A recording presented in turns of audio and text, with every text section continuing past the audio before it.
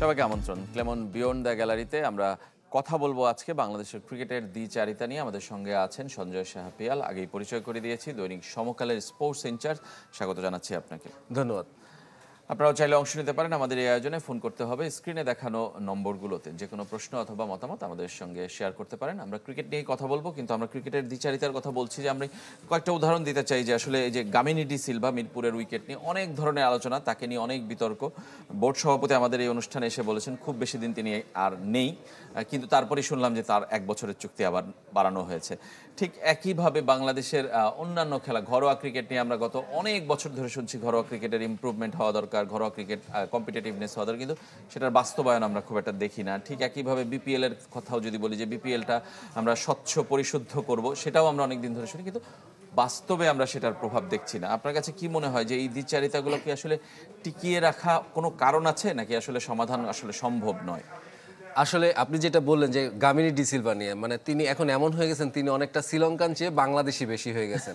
হ্যাঁ, মানে তার ব্যাপারটা তিনি কিন্তু প্রায় 1.5 যুগের মতন আছেন এখানে আমাদের সঙ্গে। আমরা যেটা দেখেছি, এটা বারবার বলা হচ্ছে যে কেন তাকে সরানো হচ্ছে না, কিংবা মিরপুরের আমাদের পিচটা কাঙ্ক্ষিত হচ্ছে না কেন। কিন্তু আমরা যদি একটু খেয়াল করি, আমার মনে হয় যে তার যে বক্তব্যটা, আমরা তার সঙ্গে কথা বলেছি যে তিনি কি বলেন, তিনি কিন্তু মানে তার একটি কথা যে আমি প্রপার এই উইকেটটা চর্চা মানে পরিচর্যা করার জন্য প্রপার সময়টা পাচ্ছি না। আমরা যদি একটু খেয়াল করি, আমরা গামিনীকে একটি সাইডে রাখি, তার যুক্তিগুলোকে যদি আমরা ধরি, যে তার যে যুক্তিগুলা, তিনি বলছেন যে আমি বছরে 365 দিনের ভিতরে গত বছর আমাদের মিরপুরে খেলা হয়েছে 200 দিনের বেশি। মানে একটি পিচে, একটি মাঠে 200 দিনের বেশি টানা যদি খেলা হয়ে থাকে, তাহলে সেই পিচে আপনি যত্ন নিতে পারবেন না, এবং সেক্ষেত্রে কিন্তু তার যুক্তিটা আপনি ফেলতে পারছেন না। আমি জানি না কেন তাকে যে 1 বছর চুক্তি বাড়ানো হয়েছে, এটা কি তার এইসব যুক্তি দেখে? তাহলে কেন আপনি মিডিয়ার সামনে এসে সবাই বলছে, বিসিবির কর্মকর্তারা, যে না আসলে আমরা প্রত্যাশা মতন পারছি না, হ্যাঁ এটা হচ্ছে না সেটা হচ্ছে না, বাট আপনি আবার গামিনীর সঙ্গে চুক্তি বৃদ্ধি করছেন। তার মানে কি আপনার দুর্বলতাটাকে আপনি ঢাকতে চাচ্ছেন? আচ্ছা, যে আপনি তাকে সময় দিতে পারছেন। আপনি মিরপুরের পরে একটা অত্যাচার পর্যায়ে চলে যায়, তার সারা বছর যে ক্রিকেট ওখানে হয়, জাতীয় দল, মেয়েদের খেলা, বয়সভিত্তিক খেলা, ন্যাশনাল লিগের খেলা, ক্লাবের খেলা, বিপিএল খেলা, মিরপুরটাকে আপনি একদম মানে খুবই বাজে রাফভাবে ইউজ করছেন। এটি একটা ব্যাপার।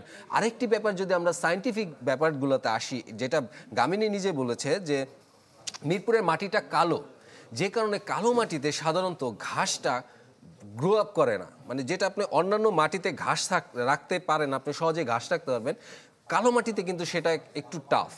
তো সেই ক্ষেত্রে যেটা হয়, সেটা যে ঘাসটা বাড়ার জন্য যে সময়টা দেওয়ার দরকার, কিংবা ওই মাটিতে যেটা দরকার, সেই সময়টা পাওয়া হচ্ছে না।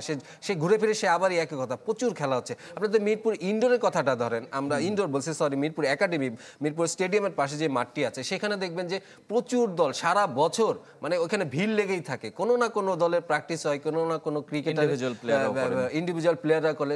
কি হয়, ওখানে একটা মেলার মতন বসে যায়। অনেকটা ওই যে নদীর ঘাট থাকে না, আপনার একই সঙ্গে গোসল করছে, মানুষ গোসল করছে, আরেক পাশে গরুকে গোসল করাচ্ছেন, থালা বাসন মাজা হচ্ছে, কাপড় কাচা হচ্ছে, মানে ওই জায়গাটা এমন মেলা হয়ে যায়। এবং এই দায়বদ্ধতা যেমন বিসিবির রয়েছে, তেমন আমি বলবো যে আমাদের ক্রিকেটারও রয়েছে। সেটা কেন রয়েছে, সেটা আমি আবার একটু পরের অধ্যায়ে আসতেছি। ক্রিকেটারদের দায়িত্ব নিয়ে আমরা কথা বলবো, কিন্তু আমরা বলছি যে আসলে এই সমস্যাগুলোকে আসলে অ্যাড্রেস করে কিনা। আমি একটা গামিনী নিয়ে কিংবা একটা পিচ নিয়ে সমস্যা না, যে ওভারঅল ক্রিকেটে নানা ধরনের সমস্যা, সেই সমস্যাগুলোকে আসলে অ্যাড্রেস করে কোনোটাকে সমাধান হয়? আপনার কি মনে হয়? যে আপনি তো অনেকদিন সাংবাদিকতা করছেন, অনেকগুলো সমস্যা কিন্তু আমি অনেক বছর ধরে শুনছি। ঘরোয়া ক্রিকেটের কথা যদি বলি, বিপিএল এর কথা বললাম আমি, গামিনীর কথা, কিংবা মিরপুরের এই পিচের কথা বললাম, যে নতুন মাঠও তৈরি হচ্ছে না, অনেকদিন ধরে এই মাঠের সংকট, এটা কিন্তু পুরনো। মানে কোনো সমস্যার কিন্তু আমরা সমাধান কিংবা সমাধানের রোড ম্যাপ কোনোটাই আমি দেখিনি। কারণ কি, এটা আসলে একটি অন্যটির সঙ্গে জড়িত। মানে আপনি আপনার ইচ্ছা আছে, হয়তো আমার ইচ্ছা আছে, আপনারও ইচ্ছা আছে, হয়তো তৃতীয় যিনি তার ইচ্ছা নাই। আমি একটা উদাহরণ, সেটাই আসছিলাম, যে আপনি যদি ন্যাশনাল লিগের কথা ধরেন, ন্যাশনাল লিগ কিন্তু খেলা হচ্ছে আপনি ঢাকার বাইরে হয়, ঢাকার বাইরে ঢাকা চিটাং হয়, সিলেট হয়, বাট বরিশালে কেউ যেতে চায় না, খুলনাতে কেউ যেতে চায় না। বরিশালে করলে পরে সেখানে আপনার ক্রিকেটারদের অজুহাত থাকে, ওখানে খাবার ভালো না, হোটেল ভালো না, হোটেলের টাওয়াল ভালো না, বাস ভালো না, এই ভালো না, সেই ভালো না, এক একটা অজুহাত, নানান অজুহাত চলে আসে। এই যে ক্রিকেটাররা ঢাকার বাইরে কমফোর্টেবল জায়গার বাইরে তারা বেরোইতে চায় না, এটা কিন্তু তাদেরও ল্যাকিং আছে। আচ্ছা, তারা খেলতে চায় না। আপনার মিরপুরের বাইরে তারা যেতে, ঢাকার বাইরে তারা যেতে চায় না, বড়জোর বিকেএসপি নারায়ণগঞ্জের ফতুল্লাহ এর বাইরে তারা যেতে চায় না। যেতে গেলে পরে ওই ভালো কিছু তাদের দিতে, মানে তাদের প্লেন ফ্যাসিলিটি দিতে হবে কিংবা 5 স্টার টাইপের হোটেল দিতে হবে, হ্যাঁ, মানে একটা এইগুলো। পিকনিক মুড চলে আসে। বাট এটা তো হতে পারে না। আপনি যদি চান, আপনি ক্রিকেটাররা যদি চায়, এবং আপনি এটা আমরা অস্বীকার করার কোনো কারণ নেই যে আমাদের বাংলাদেশ বোর্ডে কিংবা যেখানে বলেন ক্রিকেটারদের একটা ভয়েস কিন্তু এখানে একটা মানে দাবি রাখে, এবং তারা সেটা তারা গ্রহণ করে তাদের ইয়েটা। এই কারণে সেটা সবকিছু মিলে অযৌক্তিক হচ্ছে নয়, না। ক্রিকেটারদের দাবি তো অবশ্যই রাখা উচিত, কিন্তু কোনটা যৌক্তিক দাবি আর কোনটা অযৌক্তিক দাবি সেটার সেটাই। বিবেচনা করতে হবে। এবং আপনি ক্রিকেটারদের কথা বললেন, আমার খুব মনে পড়লো যে সাম্প্রতিক সময় আলোচনা এসেছে যে জাতীয় লিগের একটা দলের ক্রিকেটারদের মধ্যে দ্বন্দ্ব এবং তাদের মধ্যে যে আসলে দূরত্ব, সেই বিষয়টা নিয়ে, মানে এটাও যে হতে পারে এই যুগে এসে, এটা আমার কাছে এটা অবিশ্বাস্য। আপনি সেটাই, আমরা সমকালে রিপোর্টটা করেছি যে বরিশাল দলে এক ক্রিকেটারকে নেওয়া হয়নি দেখে তিনি মানে থ্রেট দিয়েছেন, মানে মৃত্যুর হুমকি দিয়েছেন, এবং যাকে দিয়েছেন তিনি আবার অভিযোগও করেছেন বিসিবির কাছে। হ্যাঁ, মানে এই যে ব্যাপারটা একটা দলে আপনি চিন্তা করতে পারেন কি ধরনের পর্যায়ে চলে গেলে আঞ্চলিকতা কিংবা যেটাই বলেন আপনি, সেটা কোন পর্যায়ে চলে গেলে এটা হয়। এটার একটা অন্যতম কারণ হচ্ছে বরিশালের কথাই যদি বলি, বরিশালে কিন্তু আপনি যেটা নিয়ম আর কি, যে আমার বরিশালের ডিস্ট্রিক্টের খেলা হবে, সেখান থেকে প্লেয়ার বাছাই করে তারা বিভাগীয় পর্যায়ে আসবে, কিন্তু এটা কিন্তু হয় না। এবং বরিশালের প্লেয়াররাই বেশিরভাগ বরিশালে খেলে না। বরিশালে খেলে না, এবং দেখা যায় যে অন্যান্য ডিস্ট্রিক্ট, অন্যান্য বিভাগ থেকে এনে ওই দলটি করা হচ্ছে। তো এটা তো আসলে কাম্য না। তো এই দায়টা তো বিসিবি কেও নিতে হবে। কেন হয় না এতদিনে কেন বরিশাল থেকে প্লেয়ার কেন আসছে হবে না? তাদের ফ্যাসিলিটিসকে আমি দিতে পেরেছি?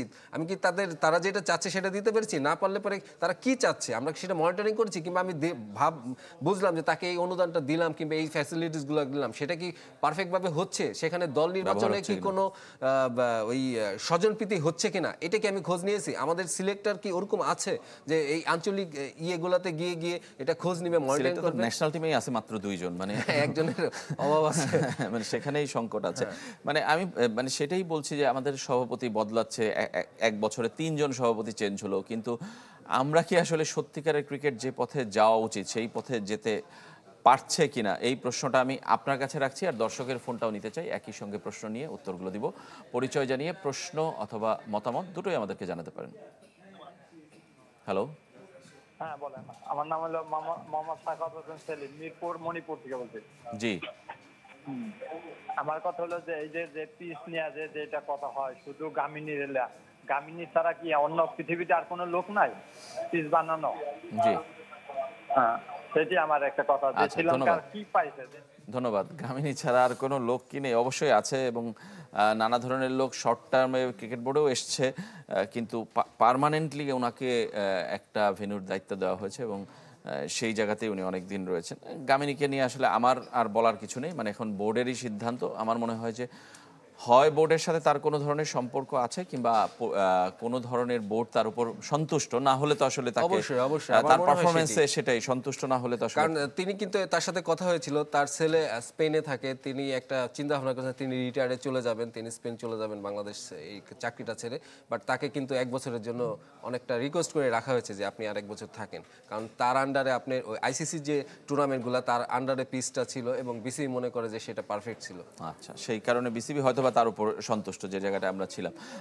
আমি আপনার কাছে যে প্রশ্ন রেখেছিলাম যে 1 বছরে 3 সভাপতি পরিবর্তন হয়েছে, বোর্ডের কিছু কিছু জায়গায় পরিবর্তন এসেছে, সেইটা কি আসলে বাংলাদেশের ক্রিকেটকে পরিবর্তন করার কিংবা বাংলাদেশের ক্রিকেটকে সঠিক পথে রাখার দিকে নিয়ে যাচ্ছে কিনা, আপনার কি মনে হয়? না, সেটাই বললাম যে আপনি একজন ব্যক্তি কিংবা একটি প্রতিষ্ঠানের উপরে কিন্তু এখানে স্টেক হোল্ডার অনেকে। তো আপনাকে প্রথমে আমার যেটা মনে হয়, আমার ব্যক্তিগত সেটা হলো যে আপনি ঢাকা বিমুখ হতে হবে, ঢাকার বাইরে যেতে হবে, মিরপুরের বাইরে যেতে হবে। সেটা বিসিবির অফিসও সরাতে হবে প্রয়োজনে। সব বিসিবির সভাপতি বলছেন কিংবা সব বোর্ডই বলছে যে আসলে বিসিবি ডিসেন্ট্রালাইজের কথা। হ্যাঁ, ওইটা করতেই হবে। ওটা না করলে পরে আপনি ঢাকার বাইরে না গেলে পরে সব ওই এক ঘাটের ভিতরে আপনাকে সবাই আসতে হবে। এটা দিয়ে কখনো কোনো ভালো কিছু হতে পারে না। আচ্ছা, মানে ক্রিকেটের উন্নয়নের জন্য আপনি বলছেন যে ঢাকার বাইরে যেতে হবে। হ্যাঁ, বিসিবির অফিসও বাইরে নিতে হবে প্রয়োজনে। হ্যাঁ, না অবশ্যই, মানে সেখানে সিলেট, চিটাগাং, খুলনা যেখানেই বলি আঞ্চলিক অফিসগুলো সেখানে হবে, এমন স্বপ্ন আমাদের অনেক আগে থেকে অনেকেই দেখিয়েছেন। এখন আবার নতুন করে ঢাকার বাইরে কেউ যেতে চায় না। এখন আবার নতুন করে দেখাচ্ছেন আমিনুল ইসলাম বুলবুল, তিনি বলছেন যে ঢাকার বাইরে আঞ্চলিক ক্রিকেটগুলো হবে কিংবা বিভাগীয় ক্রিকেটগুলো ওখান থেকেই পরিচালিত হবে। সেইটা কি আসলে সব বাস্তবতায়ও সম্ভব কিনা এই মুহূর্তে, যে আমি বলি যদি ঢাকার বাইরে আপনি অন্য একটা ভেন্যুর নাম বলেন যেখানে প্র্যাকটিস ফ্যাসিলিটিস কিংবা অনুশীলনের যে সুযোগ সুবিধাগুলো আসলে খুব আন্তর্জাতিক মানের, মানে সেখানে প্লেয়াররা প্র্যাকটিস করতে পারবে, সব ধরনের ফ্যাসিলিটি সেখানে আছে, এমন কি আছে? না, এমন নাই। যেমন আপনি ঢাকা থেকে চিটাং যখন যাই তখন আমরা শুনেছি যে কিছু জিমের ইনস্ট্রুমেন্ট নিয়ে যেতে হয়, কারণ ওইখানে তারা এটা করে। কিন্তু এটা কেন হবে? বিসিবির যে আর্থিক স্বাবলম্বিতা আছে তাতে অন্তত প্রত্যেকটা ভেন্যুতে ন্যূনতম যেটা দরকার সেটা অন্তত রাখতে পারে। এবং আমার মনে হয় যে আপনার একটি মিরপুরকে আপনি শুধুমাত্র বছরে আন্তর্জাতিক ক্যালেন্ডারের কয়েকটি ম্যাচ এবং বিপিএলেরও আমার মনে হয় শুধু ফাইনাল কিংবা এমন কিছু ম্যাচ রেখে আপনি অন্যান্য দিকে ছড়িয়ে দিতে পারেন। আপনি এখন আমরা জানি যে মেয়েদের ইয়েটা পুরাটাই সিলেট কেন্দ্রিক করা হয়েছে, এটা একটা ভালো ব্যাপার যে মেয়েরা কিন্তু প্র্যাকটিস করে সিলেটে গিয়ে, তাদের খেলাধুলা ওইখানে বেশি হয়। এরকম বয়সভিত্তিক দল, তারপরে আপনার এ দল, এইচপি, এগুলো ছড়াই দিতে হবে। এবং আরেকটি যেটা ব্যাপার যে ঢাকা চিটাগাংয়ের বাইরে এই ফ্যাসিলিটিসগুলো অন্যান্য দলে হোটেল নাই, অন্যান্য জেলাতে হোটেল নাই, এইগুলো বাদ দিয়ে আমরা দেখেছি, আমি নিজে দেখেছি যে ধর্মশালায় আপনার, তারপরে অস্ট্রেলিয়ার একটা ইয়েতে দেখেছি যে তারা স্টেডিয়ামের পাশে ডরমিটরি এমনভাবে করে, স্টেডিয়ামের যে দোকানগুলো আমরা ভাড়া দিচ্ছি এখন বিভিন্ন জেলায়, কিংবা সেই দোকানগুলো ভাড়া না দিয়ে সেটাই যদি খেলোয়াড়দের থাকার সুন্দর ব্যবস্থা করা হয় তাহলে কেন থাকবে না? আচ্ছা, মানে বিসিবির উদ্যোগে এটা এনএসসির হয়তো আপনার সহযোগিতা লাগবে, কিন্তু আপনি যদি ওই স্টেডিয়ামগুলো, ওই দোকানগুলো বাদ দিয়ে যদি ওইখানে সুন্দর করে ডরমেটরি করে দেন, নিরাপত্তা দিতে পারে, তাহলে ক্রিকেটাররা কিংবা ফুটবলার কিংবা যে কোনো ইয়েতে কিন্তু ওখানে যে থাকতে পারে, তাদের মেইন সমস্যা হচ্ছে থাকা খাওয়ার ব্যাপারটা। তো ওইটা যদি আমি নিশ্চিত করতে পারি তাহলে কেন হবে না? এটা একটা সমন্বয়ের ব্যাপার। কিন্তু ওই বিড়ালের গলায় ঘন্টাটা বাঁধবেটাকে, এইটাই হলো প্রশ্ন। এই প্রশ্নটাই অনেক দিন ধরেই বাংলাদেশের ক্রিকেটে আসলে চলে আসছে। আমরা আরো কথা বলবো সঞ্জয় শাহ পিয়ালের সঙ্গে। একটা ছোট্ট বিরতি নিচ্ছি। ক্লেমন বিয়ন্ড দ্য গ্যালারিতে আমাদের সঙ্গেই থাকবেন। ফিরে এলাম ক্লেমন বিয়ন্ড দ্য গ্যালারিতে। আমরা কথা বলছিলাম বাংলাদেশের ক্রিকেটের দ্বিচারিতা নিয়ে। আমাদের সঙ্গে আছেন দৈনিক সমকালের স্পোর্টস ইনচার্জ সঞ্জয় শাহ পিয়াল। বিরতির আগে আমরা বলছিলেন যে বিড়ালের গলায় ঘন্টা বাজাবে কে, কিন্তু আসলে আপনি কি কোনো আশা দেখেন? মানে আমরা প্রত্যেকটা সভাপতি আসে নতুন যখন তার বক্তব্য দেয় কিংবা নতুন যখন তার মানে অবস্থান ক্লিয়ার করে, তখন আমরা মনে করি যে আসলে এটা উনি কিছু চেঞ্জ করবেন, হয়তো কিছু চেঞ্জও হয়, কিন্তু একটা জায়গা দিয়ে চেঞ্জ হয় আর একটা জায়গা দিয়ে পিছিয়ে যায়। ফারুক আহমেদ যখন এসেছিলেন তখন আমরা ভেবেছি একজন সত্যিকারের ক্রিকেটার এসছেন। এখন আমিনুল ইসলাম বুলবুল এসছেন, আমরা ভেবেছি যে তিনি আসলে ক্রিকেটার, ঠিক একইভাবে প্রশাসনের দায়িত্ব পালন করছেন, তিনি আসলে ক্রিকেট কাঠামোটাকে ঢেলে সাজাবেন। কিন্তু আপনি কতটা আশাবাদী হতে পারছেন কিংবা পেরেছেন? আশাবাদী তো থাকতেই হয়, কিন্তু ওই যেটা বললাম যে বিড়ালের গলায় ঘন্টাটা কে বাঁধবে, ওই ধরনের ব্যক্তিত্ব, ওই ধরনের মানে একদম ক্ষমতাশালী লোক দরকার।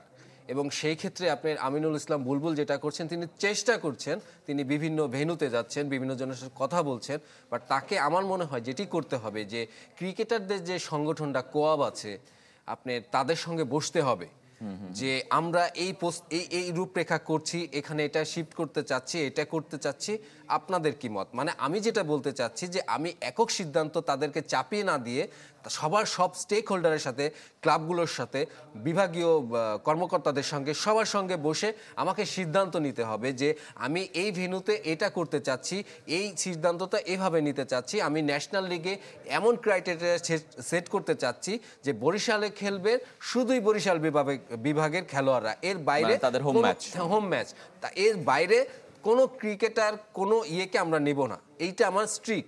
এইটা যদি সে ফুলফিল না করতে পারে তাহলে সে বছর সে থাকবে না। আমি যদি এই সিদ্ধান্তে অটল থাকতে পারি, তাহলে আমি যদি সবার সঙ্গে কথা বলে এটা তাদেরকে জানিয়ে দিতে পারি, তাহলে হতে পারে। আমি যেটা বলতে চাচ্ছি, সবাইকে নিয়ে কাজটি করতে হবে, সব স্টেক হোল্ডারের সাথে। যেটি আপনার না করলে যেটি হয় যে পরে এ ডিস্টার্ব করবে, সে ডিস্টার্ব করবে, ওটি করলে আসলে হয় না। আচ্ছা, আমরা যদি একটু অন্য বিপিএল এর কথা বলছিলাম, যে এবার কি বিপিএলটা আসলে খুব স্বচ্ছভাবে হবে মনে হচ্ছে? নানা ধরনের উদ্যোগের কথা আমরা শুনছি, বাস্তবায়ন কথা হবে আমি এখনো শিওর না। বাস্তবায়নের কথা যেটা আপনি বললেন যে অনেক কথা শুনছি যে বিদেশি কোনো ম্যানেজমেন্ট কোম্পানিকে এনে এটা করবে, তারপরে অনেক কিছু পেমেন্টের ব্যাপার থাকবে না, হ্যান থাকবে না, ত্যান থাকবে না, অনেক কিছু শোনা হচ্ছে। বাট বিপিএল এর যদি আমি একটা ঠিক অন্য একটা অ্যাঙ্গেল থেকে ধরি, আপনি বিদেশি কোম্পানিগুলো আসছে, ঠিক আছে, তারা তো লোকাল সাপোর্ট নিয়েই তারা কাজটি করবে। বাট আমাদের লোকালে যারা আছে, আপনি যদি আপনি একটি দল কিনলেন, মনে করেন আপনি একটি ফ্র্যাঞ্চাইজি কিনলেন, তাহলে কিন্তু আপনি কি করবেন? আপনি কিছুই জানেন নেন না, আপনাকে তখন বিসিবি বলবে যে আপনি একটি কাজ করেন, এই কোচকে নেন, একে নেন, তাকে নেন, তাকে নিয়ে আপনি একটা টেবিল বানাইলেন। সেই টেবিলেও দেখবেন যে সেই থোরবরি কলা, কলাবরি থোর। কিরকম মনে করেন যে তিনি এবার ঢাকাতে আছেন, তার পরের বছর আবার হয়তো অন্য ইয়েতে চলে যাবেন, বাট তার টেবিলটা নিয়ে কিন্তু সেই কোচ কিন্তু একই রকম আছে এবং মানে তার কোরামের লোকজনকেই সে নিয়ে সঙ্গে বসছে নিতে চায়। এবং এইটা আচ্ছা, এটা এমন আপনার ভাবে মনে গেঁথে হচ্ছে। গেছে যে বিপিএল এর ভিতরে এই ব্যাপারটা এমন ভাবে গেঁথে গেছে যে ক্রিকেটারদের সঙ্গে এই কোচদের এমন একটা সম্পর্ক হয়ে গেছে, তারা কিন্তু স্বজনপ্রীতি এখানে চলে আসে এবং সেই মালিক কিন্তু বুঝতে পারছে না যে আসলে এই প্লেয়ারটা কেমন, সে লগ্নি করছে, পরে সে হতাশ হয়ে যায়। এবং এই জন্য আমার মনে হয় একটা প্রি বিপিএল একটা 7 দিনের টুর্নামেন্ট হলেও একটা করা উচিত, যেখান থেকে নাকি আপনার সেই মালিকটা অন্তত তার জ্ঞান থেকে বুঝতে পারবে এবং সে ডেটা পাবে যে এই ক্রিকেটারটা হয়। না হলে কি হয়, একটা ক্রিকেটার হয়তো ইংল্যান্ডে থাকেন সারা বছর, এই বিপিএলে আসার আগে সেই কোচকে ফোন দেয়, ভাই আমি তো আসছিস কখন, ফোন দিলি না তো, ভাই আর চলে আসছে, একটা বিপিএল এর কিন্তু একটা দল দিতে হবে। ও তাই নাকি, দেখছি, কয়ে তাকে রেখে দেয় এবং পরে দেখা যায় সে পানিই টানে, সে তার কোনো খেলা নাই। আচ্ছা। এই কোরামগুলা কিন্তু আপনার ভাঙতে হবে এবং এই জন্য বিসিবি কেও আরো স্ট্রিক হবে। আমি বিপিএল অনেক অ্যাঙ্গেলের বাইরে এই অ্যাঙ্গেলটি একটু বললাম। এটা বিসিবি সরাসরি কি করতে পারবে আমি জানি না, কিন্তু আপনি যেটা বলছিলেন যে প্রি টুর্নামেন্ট, সেটা কিন্তু এনসিএল টি20 এবার বিপিএল প্লেয়ার্স ড্রাফটের আগেই হচ্ছে এবং এটা সুবিধা হবে, আই থিংক এটা সুবিধা হবে। কিন্তু যেটা করতে হবে আপনার যে এনসিএল টি20তেও কিন্তু আপনার ওই ধরনের পিচ, ওই ধরনের প্লেয়ারদের আপনার যাচাই করতে হবে এবং আমার মনে হয় সময় এসেছে ওই কোচ কোরামের বাইরের দিকে নতুন ব্যক্তিদের, সাবেক যারা, তাদেরকে উঠায় নিয়ে আসা বিসিবিতে এবং এইসব ক্রীড়াকর্মে, এইসব মানে কার্যক্রমে, বিপিএলে বলেন, বলেন শামসুর রহমান শুভ যেমন, তিনি কিন্তু মানে মনে করেন যে তাকে এই ধরনের ক্রিকেটারদের কিন্তু একটু আগে এগিয়ে আসতে হবে। এখন সময় এসেছে ওই আগের সেট আপটা থেকে কিন্তু বের হতে হবে। এগুলো দলগুলোর সিদ্ধান্ত, যদিও দলগুলোই যারা বিনিয়োগ করবেন তারাই সিদ্ধান্ত নেবেন কাকে নেবেন কি নেবেন না। আমরা একদমই শেষের দিকে একটু জানতে চাই যে ওভারঅল, আমি যেটা বারবারই ফিরে আসছি, যে ওভারঅল আপনার কি মনে হয় যে আমিনুল ইসলাম বুলবুল যদি অক্টোবরে নির্বাচন হয় তাহলে তখনই তার শেষ হয়ে যাওয়ার কথা মেয়াদ, সেই পর্যন্ত তিনি আসলে কি পরিবর্তন করতে পারেন কিংবা কি পরিবর্তন আপনি দেখতে চান এই বাস্তবসম্মত এইটুক সময়? না, এত অল্প সময়ের ভিতর আসলে কিছুই করা সম্ভব না, এটা বাস্তবতা। তিনি যেটা করতে পারেন যে সব ওই হয় না মানে সব ফাইলগুলো একটু ঝেড়ে ফুরে উপর নিচ করতে পারেন, কিংবা সব টেবিলটা হয়তো একটু দেখে ঠেকে এদিক থেকে ওদিক সরাতে পারেন, বাট ওভারঅল ডেকোরেশনটা কিন্তু তিনি চেঞ্জ করতে পারবেন না এত অল্প সময়। এবং অক্টোবরের নির্বাচন, আপনাদের চ্যানেল 24-এ তিনি একটা ইন্টারভিউ দিয়েছিলেন এবং নির্বাচনের ব্যাপারে বলছিলেন তিনি এনএসসির মানে ইয়ে থেকে যদি থাকেন তাহলে তিনি সুযোগ করবে। আমার মনে হয় যে এনএসসি থেকেও এটা বিবেচনা করবে যে বুলবুলের পারফরমেন্স দেখে যে তাকে আসলে ওটা করা যায় কিনা, কারণ তিনি কিন্তু এই 3 মাসে একটু হলে একটু জার্কিং করতে পেরেছেন। আমরা জানি যে বিসিবির যে টেবিলগুলোতে কিন্তু শাহরিয়ার নাফিসকে কিন্তু আমরা শুনেছি যে তাকে বেশ কয়েকটা পরিবর্তন আনা হচ্ছে আর কি। এইসব ব্যাপারগুলো অনেকদিন থাকতে যেটা হয়ে যায়, সেই কর্মীকে একটু আসলে আমার মনে হয় যে টেবিলটা চেঞ্জ করলে পরে তার কাজের গতিটা বাড়ে, মানে নতুন কেউ আসলে তিনিও আসলে কাজে উদ্যমী হন। আর এমনিতে যেটা মেইন আমার একটা জানার বিষয়, যে বোর্ডের যে সরিয়ে দেয়া ঢাকার বাইরের থেকে, এইটা কি তিনি কিছুটা হলেও এগিয়ে যেতে পারবেন? সেটা কিন্তু আমরা সেই 2000 সাল থেকে আমরা শুনে আসছি। এটা খুবই কঠিন, কারণ আপনি যাকে সরাবেন, একজনকে সরাতে চাচ্ছেন, তার ফ্যামিলির সবাই ঢাকাতে থাকেন, বাচ্চা ঢাকার স্কুলে পড়ে, তার ওয়াইফ হয়তো এখানে চাকরি করে, তিনি কি চাবেন ঢাকার থেকে বাইরে যে এই সিলেট কিংবা বগুড়া গিয়ে অফিস করতে? তার মানে আপনি বলছেন যে এইটা খুবই টাফ এবং এটা করতে গেলে তাকে যেটা হতে হবে, রোষের শিকার হতে হবে এবং কিছুদিন পর শুনবেন যে তার এই স্ক্যাম আসছে, সেই স্ক্যাম আসছে, এমন একটা ইয়ে চলে আসবে সামনে। আচ্ছা, তার মানে আপনি খুব এটা আশাবাদী হতে পারছেন এই বিষয়ে? ধন্যবাদ আপনাকে সঞ্জয় সাপিয়াল আমাদের স্টুডিওতে আসার জন্য। আজকের মতো আমরা এখানেই শেষ করছি, আবারও দেখা হবে, সবাই ভালো থাকবেন।